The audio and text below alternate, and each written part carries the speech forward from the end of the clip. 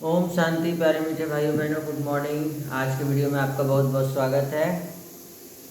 और हमेशा याद रखना है, कौन साथ है? भगवान हमारे साथ है।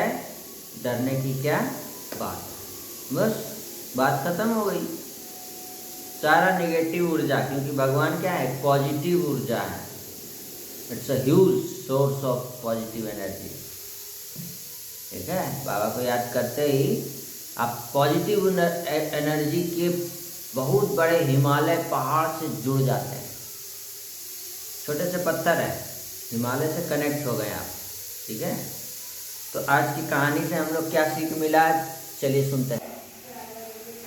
आज का कहानी है ईश्वर की मुट्ठी। एक दिन की बात है। आज का कहानी है ईश्वर की मुट्ठी। एक दिन की बात है, एक महिला अपने छोटे से बेटे को साथ लेकर मोहल्ले की एक किराने के दुकान पर सामान खरीदने गई। दुकान पर काफ़ी भीड़ थी। महिला अपने घर का सामान चुनने में व्यस्त हो गई और उसका छोटा सा बेटा पास ही खड़ा होकर इधर उधर देख रहा था। वह बालक बहुत मासूम और हंसमुख था। वह सामने बैठ दुकानदार को देखकर बार बार मुस्कुरा रहा था। उसकी निष्कपट मुस्कान इतनी प्यारी थी कि दुकानदार का मन प्रसन्न हो गया। पूरे दिन की थकान जैसे उस बालक की मुस्कान देखकर दूर हो गई। दुकानदार को लगा कि इस छोटे से बच्चे की मुस्कान में कोई अलग ही सादगी और आनंद है। दुकानदार ने स्नेहपूर्वक उस बालक को अपने पास बुलाया। बच्चा धीरे धीरे उसके पास चला आया।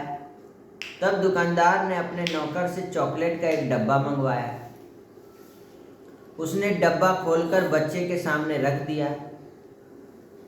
अब प्रेम से बोला, बेटा इस डिब्बे में जितना भी चॉकलेट है, तुम जितना चाहो उतना अपने हाथ से निकाल लो।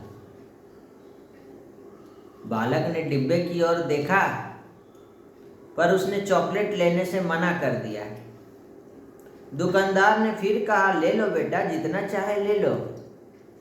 लेकिन बालक फिर भी चुपचाप खड़ा रहा और उसने चॉकलेट नहीं उठाई। दुकानदार को थोड़ा आश्चर्य हुआ कि उसने 2-3 बार कहा, परंतु बालक हर बार मुस्कुरा कर मना कर देता है।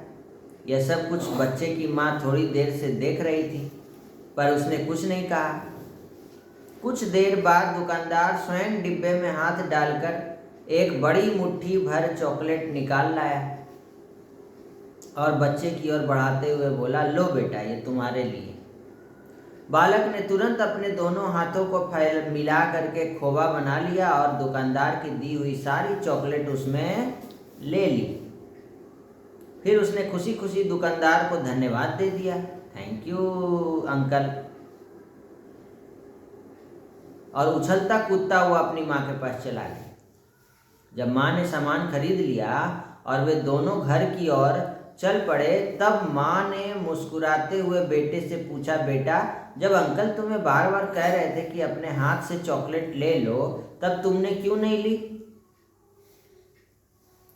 बालक ने मासूमियत से अपने छोटे छोटे हाथ माँ को दिखाए और बोला कि माँ, मेरा हाथ तो बहुत छोटा है।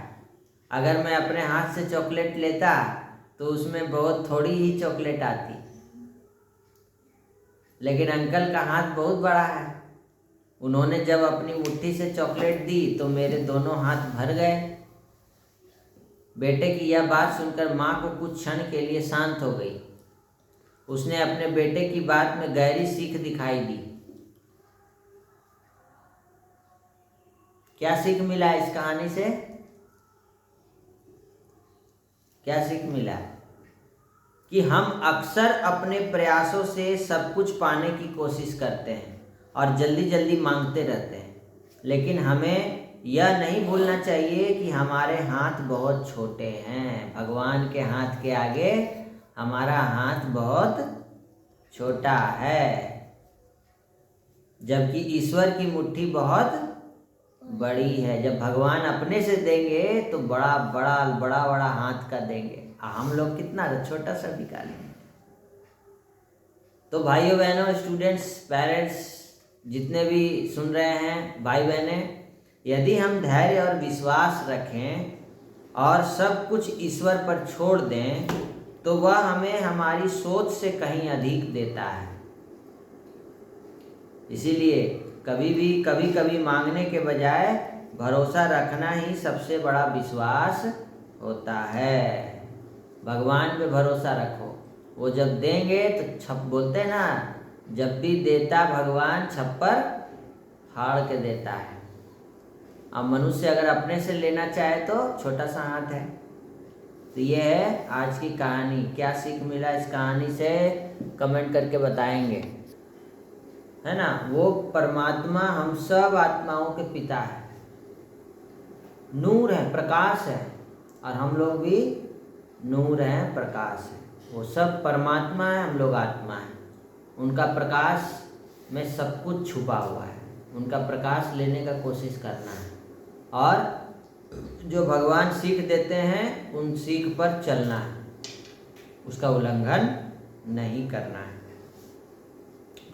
तो आज की मुरली का सार यही है, मीठे बच्चे श्रीमत पर कल्याणकारी बनना है, सबको सुख का रास्ता बताना है, किसी भी प्रकार का गफलत नहीं करना। अगर किसी भी प्रकार का गफलत होता है, इसका कारण क्या है जानती है? दयाभिमान, घमंड, ईगो। दयाभिमान के कारण ही बच्चों से बहुत भूलें होती हैं, सर्विस नहीं कर सकते हैं, सेवा नहीं कर सकते, उनसे ऐसा कर्म होता है जो सब नफरत करते हैं। मतलब ऐसा देखे कि कोई आदमी ऐसा काम करता है जिससे सब कोई नफरत करता है, लेकिन वही कोई इतना अच्छा आदमी होता है जिससे सब कोई प्यार करता है। कोई ऐसा बच्चा होता है जो सब क्यूट होता है, बहुत क्यूट, सब कोई चाहता है कि उसको गोदी में उठा ले। तो ऐसा बच्चा बनना है बाबा का, ठीक है। बाबा तो कब बनेंगे? जब सोल कॉन्शस, आत्म अभिमानी, अपने को आत्मा देखेंगे, सबको आत्मा देखेंगे। कोई देहवान नहीं, कोई ईगो नहीं, ऊंच नीच, अमीर गरीब का कोई भेदभाव नहीं, सब बाबा के बच्चे हैं और बहुत अच्छे हैं,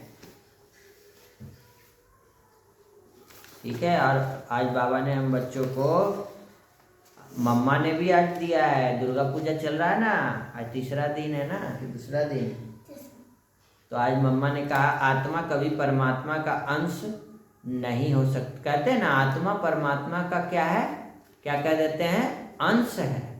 तो अंश मतलब क्या होता है? कोई चीज़, बड़ा चीज़ को टुकड़ा कर देते हैं तभी ना अंश होता है। तो क्या परमात्मा के टुकड़े हो सकते हैं? तो ऐसे मम्मा ने आज हमको बहुत अच्छी सीख दी है, समझाई है। इसके बारे में डिटेल जानकारी के लिए आप नज़दीकी ब्रह्मा कुमारी सेंटर पर जाइए और इससे सीख प्राप्त करिए। आज की मुरली का धारणा यही है हम बच्चों के लिए। देखो, बहुत ही सुंदर धारणा आज है जिस पर हम लोग को चलना है, वो है सोल कॉन्शियस बनना है, देही अभिमानी बनकर सर्विस करना है और सेवा करने की युक्तियाँ निकालनी है। आपस में छीरखंड होकर सर्विस करना है, लड़ाई झगड़ा करके सेवा नहीं करना है। आपस में बहुत प्यार से कोई भी काम कर रहे हैं, घर का लौकिक काम है, उसमें वो भी सेवा है। दोनों बहन में आपस में छीरखंड मतलब प्यार से रहना, लड़ना नहीं, एक दूसरे का केयर करना है, ठीक। बाबा कल्याणकारी है ना, तो हम लोग को भी क्या बनना है? हम लोग को भी कल्याणकारी बनना है। हम लोग को प्रीत बुद्धि वंश और संग तोड़ एक संग जोड़ना है। प्रीत बुद्धि विजयंती, अभिप्रीत बुद्धि विनश्यंती, है ना गायन। विनाश काले विपरीत बुद्धि नहीं बनना है, उससे पहले सोच लेना। आप पूरा ऐसा आप शरीर में भोजन कर रहे हैं जो पता है आपको, कुछ पता नहीं है, वो भोजन का असर शरीर में खराब हो रहा है, वो भोजन खा खा के आदमी बीमार हो रहा है। तो ये तो विपरीत बुद्धि हो गया ना। हर बात में बोल रहे हैं क्या करें, करना पड़ता है, नहीं होगा। अब प्रीत बुद्धि पांडव सेना, ये क्या है? जो पहले समझ ले ज्ञान के अनुसार कि ये जो भोजन हम खा रहे हैं ये मेरे शरीर के अंदर अच्छा रिजल्ट नहीं देगा। सोच समझ करके पेट में डालें, क्योंकि पेट से फिर निकालेंगे कैसे? निकाल पाएगी पेट से? एक बार पेट में चल गया तो निकलेगा? तो हमको क्या बनना है? प्रीत बुद्धि। और कोई ऐसा कर्तव्य नहीं करना है जो कल्प कल्पांतर के लिए नुकसान हो जाए। ऐसा कोई गफलत नहीं करो, ठीक है? जाओ जल्दी खाओ, दवा खाओ। वरदान है बेहद की वैराग्य वृत्ति द्वारा नष्टो मोहा स्मृति स्वरूप बनने वाले अचल अडोल भव। वैराग्य वृत्ति लाना है अर्जुन के समान, जो गीता का लास्ट अध्याय नष्टो मोहा स्मृति लब्ध। कोई भी परिस्थिति आ जाए, कोई भी दृश्य आ जाए, घबराना नहीं है, हिलना नहीं है, अचल अडोल रहना है। नष्टो मोहा बनना, आपका कुछ नहीं है, सब तेरा ही है भोलेनाथ, है ना गीत। नष्टो मोहा बनो ना, क्यों चिंता कर रहे हो फालतू में? तेरा कुछ नहीं है, सब शिव बाबा का है। तो अगर थोड़ा बहुत कुछ देखकर अंश मात्र भी हलचल होती है तो मोह उत्पन्न होगा। इसीलिए अचल अडोल रहने के लिए आज बाबा ने आप बच्चों को बताया है। और राज्य अधिकारी के साथ साथ बेहद के वैरागी बनकर रहना, यही है राज्य ऋषि की निशानी। राज ऋषि, राज भी और ऋषि भी। शंकर जी को तपस्या करते देखे है ना, तो राज ऋषि है, मतलब राज भी ऋषि भी। श्री कृष्ण जी को देखिए, राम जी को देखिए, तपस्या भी कर रहे हैं, ऋषि के समान भी रह लेंगे और राज के समान भी रह लेंगे, राजा के जैसा। दोनों स्थिति चाहिए, ठीक है? तो यह है आज की मुरली का सार। चलिए अब योग करते हैं, परमात्मा को याद करते हैं भगवान की याद से। आज की वीडियो में इतना ही, फिर से मिलते हैं कल नए वीडियो में। तब तक के लिए धन्यवाद। और आज शनिवार है, बाबा को याद करो। और कल भट्टी भी है सेंटर में, बाबा को याद करने के लिए वहाँ स्पेशल मेडिटेशन चलेगा। ओम शांति।